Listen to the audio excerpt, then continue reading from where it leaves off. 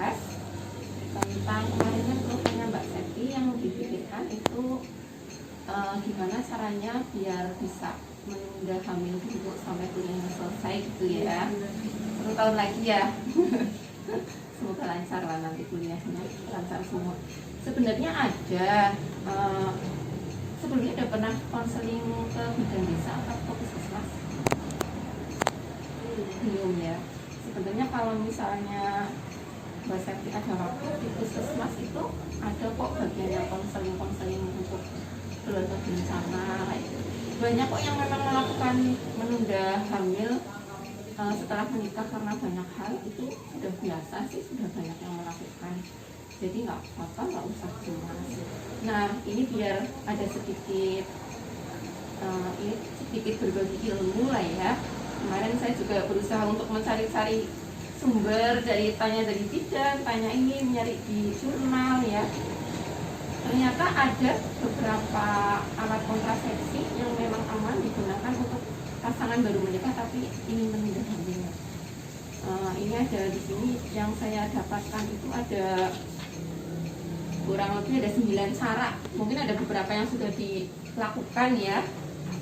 Ini yang diantaranya pertama itu yang ini pokoknya kalau untuk menunda hamil seperti Mbak Septi ya, karena masih hanya ingin menunda 1 tahun tapi sebenarnya belum pernah hamil sebelumnya ya, itu berarti pakainya yang KB yang sementara. Kan ada 2 jenis, yang permanen dan yang sementara. Kalau permanen ya belum lah ya, belum saatnya ya.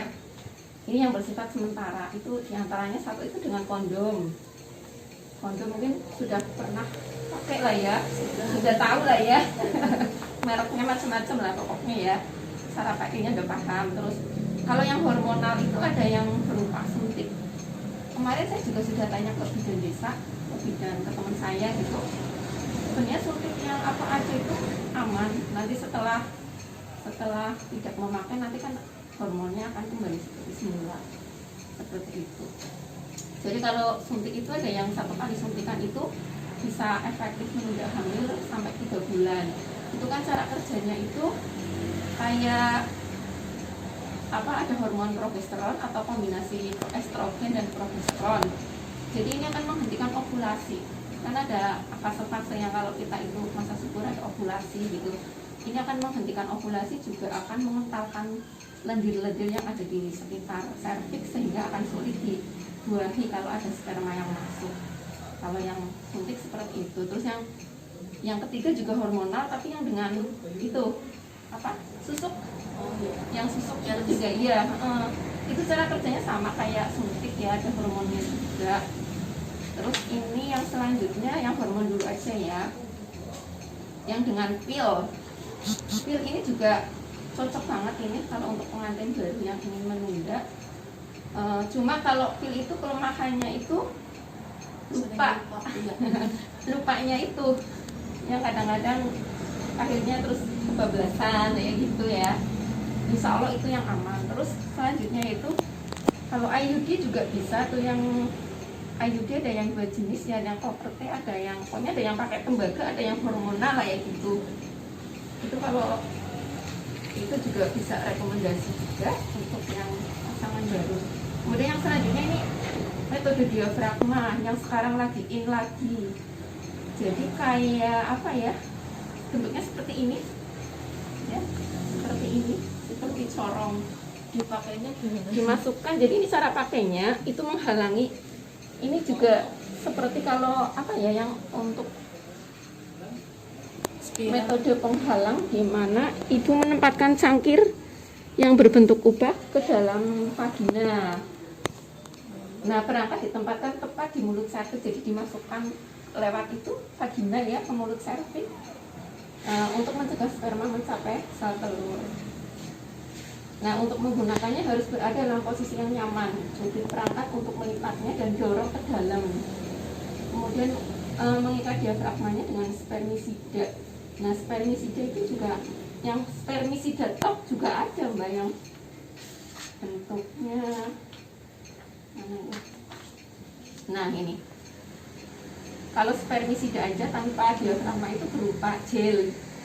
Jadi ini diaplikasikan, dimasukkan ke dalam vagina 30 menit. Ini dengan gel apotek jual mungkin ya. Saya belum pernah pakai yang ini. Pakai metode yang lain. Kalau ini spermicida ini sepakat sama yang diafragma ini biasanya. Nah kalau yang kalender sudah ya, sudah dijalankan juga ya. Kalau yang itu senggama terputus sudah pernah coitus interruptus, jadi ini juga kadang-kadang angka keberhasilannya juga, apalagi pasangan muda ya, harus bandeng harus kawin ya. Yaitu dengan mencabut tadi sebelum ejakulasi. Jadi sebelum ejakulasi itu udah dikeluarin dulu, dicabut dulu, jadi nggak sampai masuk ke dalam, spermanya itu nggak sampai masuk ke dalam rahim kayak gitu. Seperti itu namanya coitus interruptus. Ini atau kalau dalam Islam itu namanya azal ya, azal.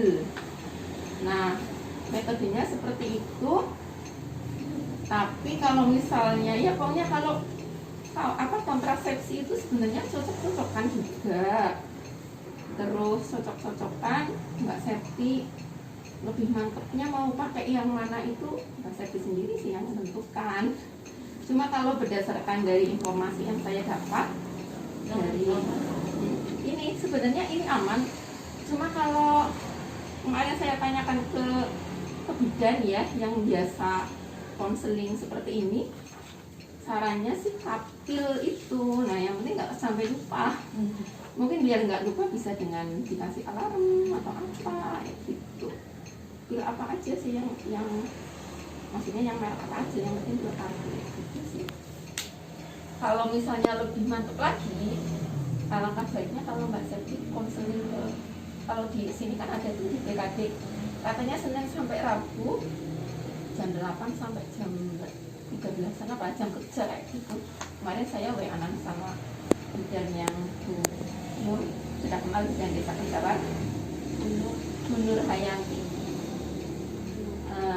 Lagi jadi ini saya juga ada ini informasi sedikit yang apa itu pasangan usia subur ya. Kalau Mbak Septi sih jelas ya karena baru usia 21 dan baru nikah, itu jelas pasangan usia subur. Dan sah-sah aja ya kalau pasangan usia subur ingin menunda kehamilan karena sesuatu hal yang lebih urgent itu nggak apa-apa. Terus ini juga nggak apa-apa disarankan menunda kehamilan kalau bukan karena ini Mbak Septi kan karena ada kuliah ingin diselesaikan. Kadang-kadang ada juga yang ingin menunda karena mungkin juga sakit atau apa, jadi nggak apa-apa, nggak usah terlalu khawatir atau stres karena nanti gara-gara menunda nanti terus nggak bisa hamil ya gitu ya. Kan Mbak Septi kemarin seperti itu ya. Jadi nggak masalah, memang tadi metode-metodenya yang sudah seperti yang sudah dijelaskan. Nah dari beberapa hal yang sudah saya jelaskan tadi, Mbak Septi bisa menjelaskan tadi ada apa aja metode yang kontrasepsi non permanen ya, yang sementara sifatnya. Terus suntik Iya. terus yang diafragma, Iya. yang gel pakai gel itu, Spermicida. Iya. yang Kalender. yang saya pakai kan Kalender ya, udah biasa ya. Terus untuk itu harus tahu masa suburnya ya. Nah masa suburnya kan udah bisa pakai yang metode apa, yang pakai itu aplikasi itu ya, Flow ya. Ini udah pinter Mbak, udah pakai Flow juga. Ya berarti udah cukup paham ya Mbak Septi ya. Dan saran saya sih biar mantap lagi, mungkin Mbak Septi datang untuk konseling ke puskesmas, juga ada yang memang tempat untuk konseling KIN, konseling edukasi, itu edukasi apa aja tentang keluarga berencana, tentang program kehamilan dan lain-lain.